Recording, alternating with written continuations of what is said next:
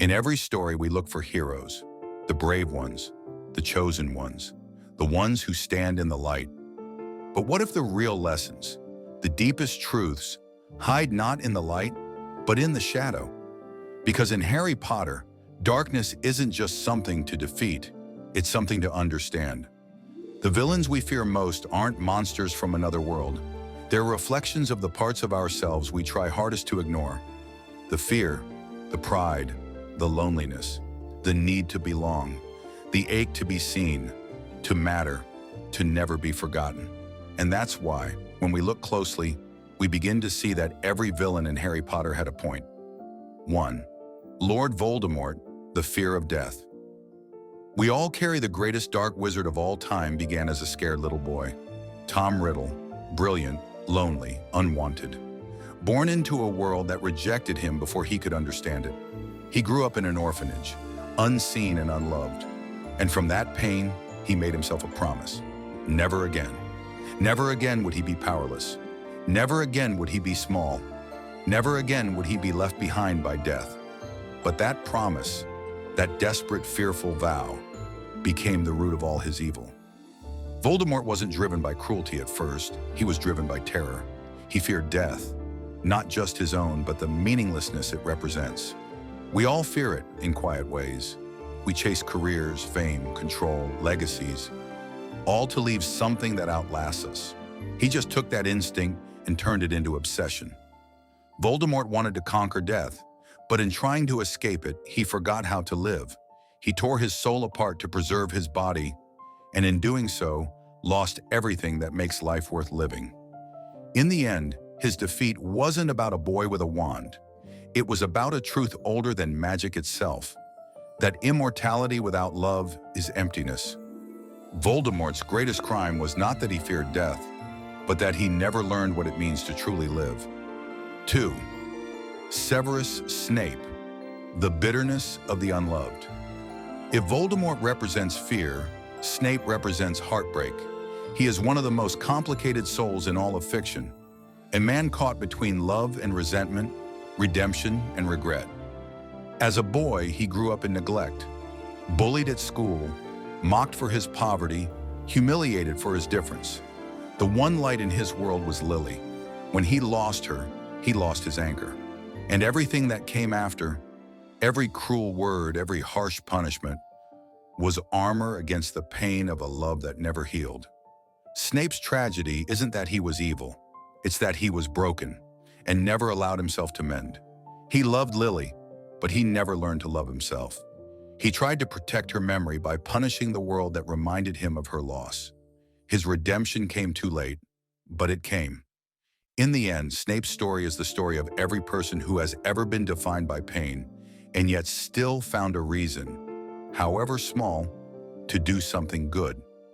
When he whispered, "Always," it wasn't just about love. It was about endurance, the quiet, human kind of courage that comes from doing the right thing, even when no one will ever thank you for it. Snape's flaw was bitterness. His beauty was loyalty. And his point? That love is never wrong, but letting pain define it is. 3. Draco Malfoy, the prisoner of expectation.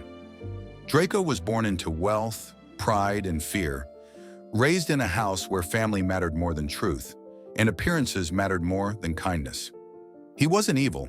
He was indoctrinated.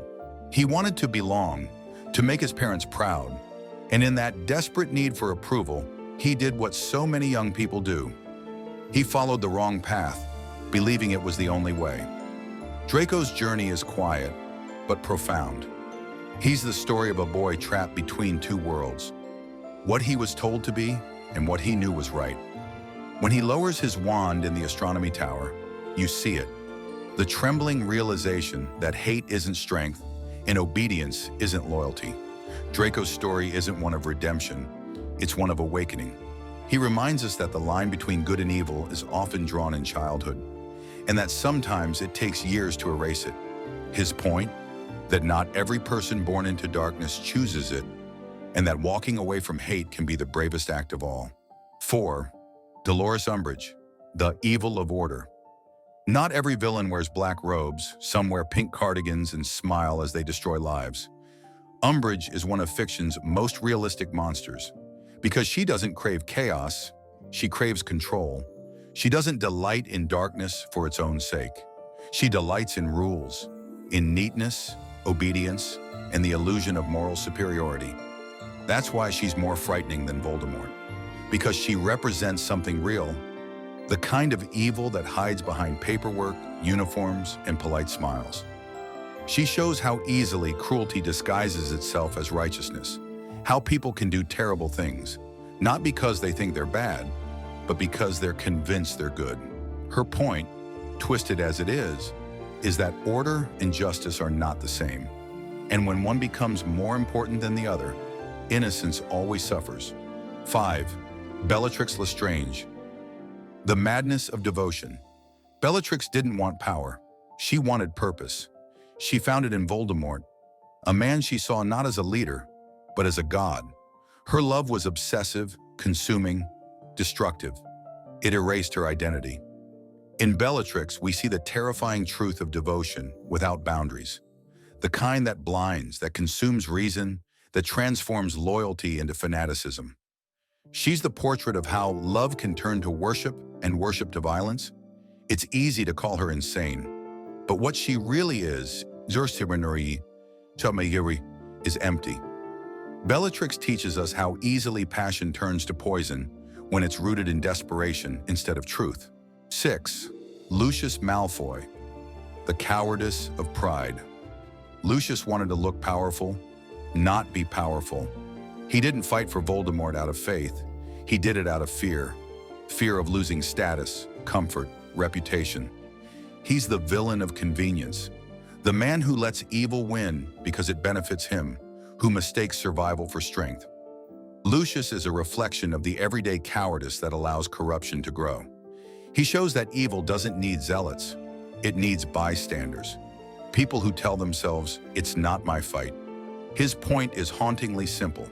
Silence is complicity, and dignity built on cruelty will always crumble. 7. Peter Pettigrew. The weakness of the forgotten. Pettigrew is perhaps the most pitiful of them all, and for that reason, the most human. He wasn't bold like James, brilliant like Remus, or magnetic like Sirius. He was the one in the background and the overlooked friend, the sidekick, the shadow. And when darkness offered him importance, he took it. Pettigrew's betrayal wasn't born from malice. It was born from fear. The fear of being insignificant, of always standing in someone else's light. He shows how neglect and invisibility can breed monsters, how the hunger to be seen can drive even the meekest soul to unthinkable choices. In the end, he dies at the hands of his own hand, his silver hand, a gift from the master he betrayed others to serve.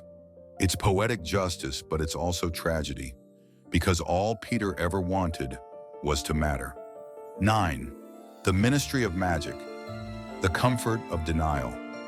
The Ministry's greatest failure wasn't corruption, it was cowardice.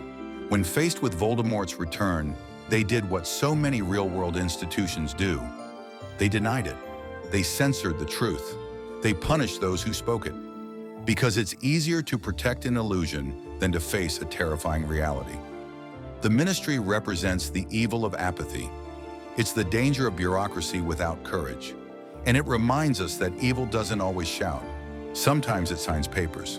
Its point is dangerously relatable, that peace maintained through ignorance feels safer than truth revealed through pain. It's the lie the world tells itself again and again. 10. The gray in all things. What Harry Potter does so beautifully is blur the line between good and evil. It tells us that no one is purely either, that even the brightest light casts a shadow, that every villain, in some twisted way, began with something human. The Dark Lord's fear, the teacher's regret, the boy's confusion, the woman's devotion, the man's pride, the friend's weakness, the visionary's arrogance, the government's silence. Each villain isn't just an obstacle, they're a lesson. They show us what happens when the parts of ourselves we refuse to face take control, because every one of them started where we all start, with fear. 11. The lesson behind the darkness.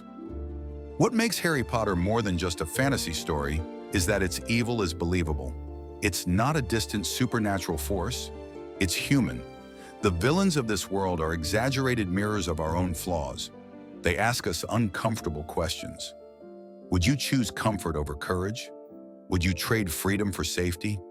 Would you hurt others to protect your pride? Would you follow someone dangerous just to belong? The story doesn't answer for us. It lets us sit with the discomfort, and in doing so, teaches more about morality than any lecture could.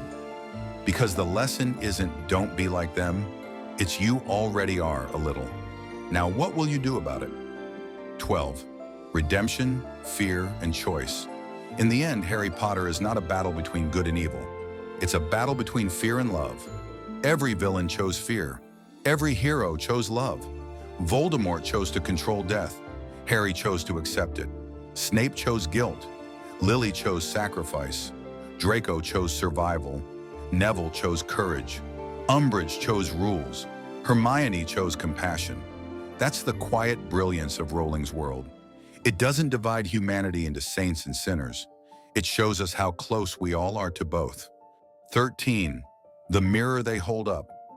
When we look into the faces of these villains, we don't just see them, we see ourselves, our fears, our flaws, our unspoken weaknesses.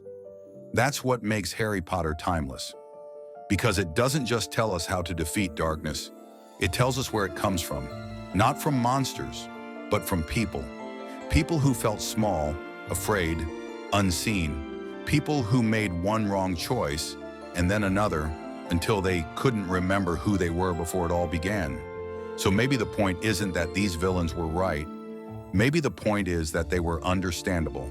That inside every villain's story, there's a warning written for the rest of us.